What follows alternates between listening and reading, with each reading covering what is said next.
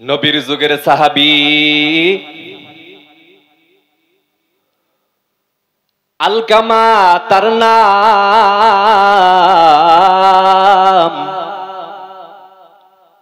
আলকামা মৃত্যুর শয্যায় যখন বিছানায় পড়ে গেলেন, ওই সময় আলকামার মুখে কালেমার বাক্য আসে না।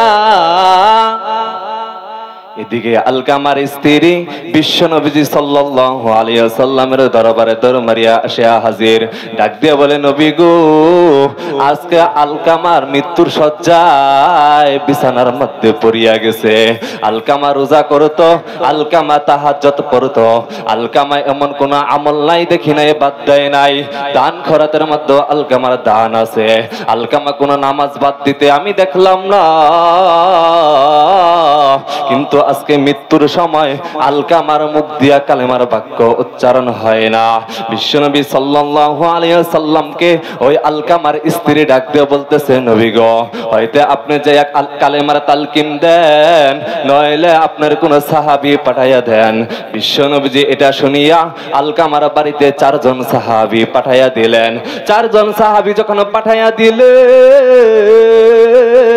4 জন সাহাবী আলকামার বাড়িতে হাজির। আলকামার বাড়িতে যায় 4 জন সাহাবী কালেমার তালকিন দেয়, কিন্তু আলকামার মুখ দিয়া কালেমার বাক্য আর বাইর হয় না। এবার ওইখানে 4 জন সাহাবীর মধ্যে বেলালও একজন ছিলেন, বেলালও একজন সাহাবী ছিলেন। বেলাল এই দৃশ্য দেখার পর একটা দৌড় মারিয়া বিশ্বনবী সাল্লাল্লাহু আলাইহি সাল্লামের দরবারে আবার ফিরে আসলেন। ডাক দিয়ে বলতেছে, নবী গো, কালেমা তো আলকামার মুখ দিয়ে উচ্চারণ হয় না, বারবার কালেমার তালিম দিলাম তবু আর বাইর হয় না। এবার বিশ্বনবী সাল্লাল্লাহু আলাইহি সাল্লাম বলতেছেন, আলকামার তো কোনো দান খরা তো কোনোর মধ্যে আমি দেখি নাই, করে নাই। আলকামা তো তাহাজ্জুদ পড়তো, আলকামা তো 5 ওয়াক্ত নামাজও পড়তো, আলকামা তো রোজাও রাখতো, আলকামা তো দান খরা তো করতো। তাহলে আজকে মৃত্যুর শয্যায় কেন এই বান্দার মুখ দিয়া কালেমা বাহির হয় না? এবার বিশ্বনবী ডাক দিয়ে বলতেছে, বেলাল,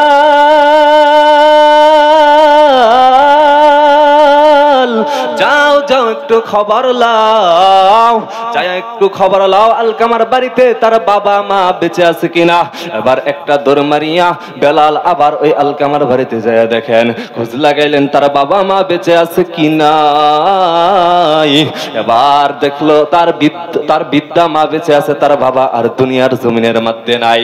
এবার বিশ্বনবী সাল্লাল্লাহু আলাইহি সাল্লামের দরবারে আবার দৌড় দিয়া বেলাল আসলেন।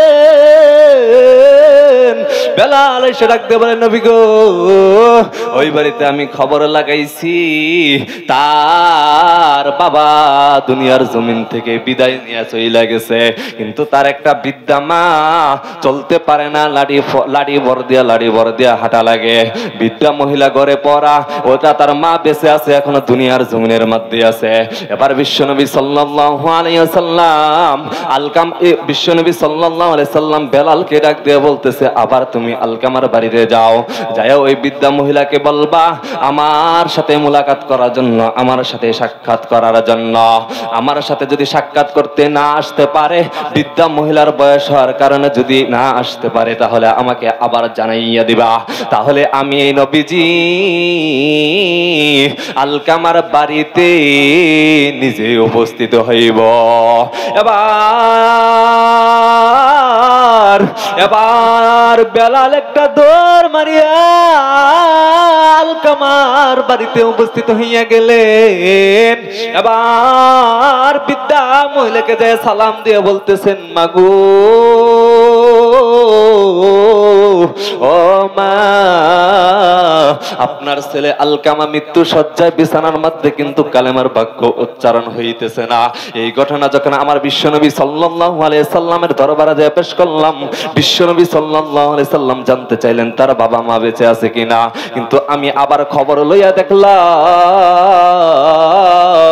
আপনি বেঁচে আছেন, তার মা হইলেন আপনি। আপনাকে একটু সাক্ষাৎ করতে বলছে বিশ্বনবী সাল্লাল্লাহু আলাইহি সাল্লাম। আর আপনি যদি বয়সের বাড়ির কারণে বয়স হওয়ার কারণে যদি যাইতে কষ্ট হয় তাহলে এটাও জানাইয়া দেন, তাহলে এটাও আমি যাইয়া যায়া বিশ্বনবী সাল্লাল্লাহু আলাইহি সাল্লামের দরবারে পেশ করব। এবার মা ডাক দিয়ে বলতেছে, বিদ্যা মা ডাক দিয়ে বলতেছে, বেলাল, ও বেলাল, আমার নবী আমারে ডাক দিছে, ও বেলাল, আমার নবী আমারে ডাক দিছে, আমার যদি কষ্ট হয়, আমি যদি মারাও যাই, তবু ওই বাড়িতে যাইয়া আমি উপস্থিত হইব, বিশ্বনবীর দরবারে যাইয়া আমি উপস্থিত হইব। এবার বৃদ্ধা মহিলা আর দেরি করলেন না, এবার বেলালের সঙ্গে যায় বিশ্বনবীর দরবারে উপস্থিত হইয়া গেলেন। এবার নবীজি ডাক দিয়ে বলতেছেন, আসসালামু আলাইকুম, সালাম দিয়া বলতেছেন, আপনি কি আকলামার মা? এবার মা জবাব দিলেন, জি হ্যাঁ, আমি হইলাম আকলামার মা। এবার নবীজি ডাক দিয়া বলতেছে, মাগো, ও মা, আপনার ছেলে তাহাজ্জুদ পড়তো, নামাজ পড়তো, রোজা করতো, দান খয়রাত করতো, কিন্তু আজকে মৃত্যুর শয্যায় কেন বিছানার মধ্যে এরকম কালেমার বাক্য উচ্চারণ তার হইতেছে না? বাক্য যদি কালেমা যদি না পড়তে পারে তাহলে তো বেঈমান হইয়া মারা যাবে। কিন্তু দুনিয়ার জমিনে তো তারা আমরা বেঈমান পরিচয় পাই নাই। বান্দায় প্রতিদিন নামাজে পড়তো, রোজা রাখতো, দান খয়রাত করতো, কিন্তু আজকে কেন এরকম হইতেছে? মা, আমার জানি কেমন সন্দেহ লাগতেছে, আপনাদের সাথে কোনো বেয়াদবিমূলক আচরণ কি আলকামা করেছে কিনা। এবার মা ডাক দেয়া কয়, নবী গো,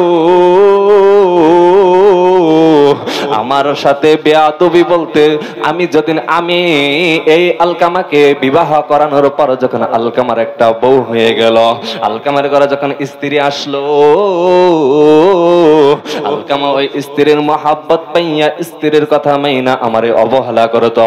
আমি ঘরের মধ্যে একলা বিদ্যা মহিলা, আমার খবর আমার ছেলে আলকামা লইতো না। ও নবী গো, আমি আলকা থাকতাম, খাইলাম কি না খাইলাম আমার এই খবরটাও লইতো না। ও নবী গো, আমি ভীষণ কষ্ট পাইছি, আলকামা আমাকে ভীষণ কষ্ট দিছে। ও আলকামা আমাকে কষ্ট দেওয়ার পর আমার দিল থেকে, মন থেকে একটা বদদুয়া লেগে গেছে। নবী গো, আমি এমন কষ্ট পাইছি, আমার মন থেকে বদদুয়া এসে গেছে এই সন্তানের প্রতি বদদুয়া মনে হয় আল্লাহ কবুল কইরা নিছে, যার জন্য আজকে কালেমা পড়তে পারতেছে না। এবার বিশ্বনবীজি কাহিনীটা শুইনা, ঘটনাটা শুইনা বলতেছে, ও মা গো, আপনার ছেলেকে আপনি ক্ষমা করিয়া দেন। এবার মা বলতেছে, নবী গো, আমি আপনার ছেলেকে, আমার ছেলেকে ক্ষমা করতে পারবো না। এবার এই কথা শুনিয়া বিশ্বনবী সাল্লাল্লাহু আলাইহি সাল্লাম মাকে ডাক দিয়ে বলতেছেন, আপনার ছেলেকে যদি ক্ষমা না করেন, আপনার ছেলে দুনিয়া থেকে বেঈমান হয়ে মারা যাবে। আপনার ছেলে দুনিয়া থেকে বেঈমান হয়ে মারা গেলে তার কবরটা হবে জাহান্নামের ঘর, আর জাহান্নামের ঘর হইলে কবরটা বড় ভয়ানক কবর হইয়া যাইবে। ও মা গো, আপনার ছেলেকে আপনি ক্ষমা করিয়া দেন। আপনার ছেলেকে যদি ক্ষমা না করেন, বেঈমান হয়ে যদি মৃত্যুবরণ করে, তাহলে কিয়ামত পর্যন্ত, কিয়ামতের যায় ওই হাসরের ময়দানে কাঠগড়ার মধ্যে বিচার হওয়ার পর জাহান্নামী হইয়া যাবে। এবার মা বলতেছে, না না না না, আমি আমার ছেলেকে ক্ষমা করতে পারবো না, আমি এমন কষ্ট পাইছি, আমি এই ছেলেকে ক্ষমা করতে পারবো না। এবার বিশ্বনবী সাল্লাল্লাহু আলাইহি সাল্লাম বেলালকে ডাক দিয়ে বলতেছে, বেলাল, যাও যাও যাও, কয়েকটা লাকড়ি জোগাড় করো, কয়েকটা লাকড়ি আইনা আগুন জ্বালাইয়া দাও, আগুন জ্বালাইয়া দাও। এ কথা বলার পর বেলাল দৌড় মারিয়া কয়েকটা লাকড়ি জোগাড় করিয়া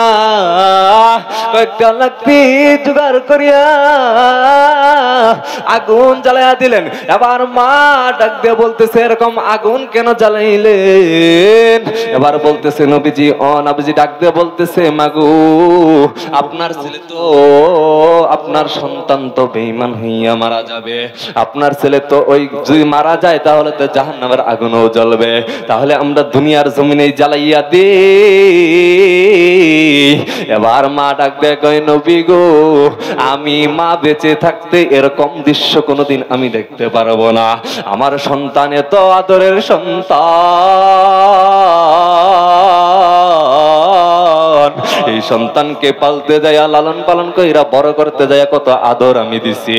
বিছানার এক পাশে ডান পাশে আমি শুয়াইছি, ডান পাশে প্রস্রাব কইরা দিলে আমি আবার ওই রাত্রের মধ্যে আমার বাম পাশে আইনা শুয়াইছি। ও নবী গো, ডান পাশে আনার পর বাম পাশে আনার পর যখন বাম পাশে প্রস্রাব করিয়া দিল, ও নবী গো, তারপরে তার থাকার কোনো জায়গা নেই, তারপর আমার বুকের মধ্যে নিয়ে সারাটা রাত আমি কাটাইয়া দিছি।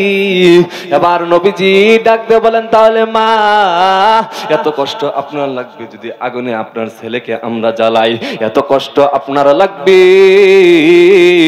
তাহলে আপনার ছেলেকে আপনি ক্ষমা করিয়া দেন। এবার অনেকটা চিন্তা ভাবনা করিয়া ওই মা ছেলের এরকম কষ্ট শুনিয়া আর সহ্য করতে পারল না। এবার নবীজিরে ডাক দিয়া বলেন, নবী গো,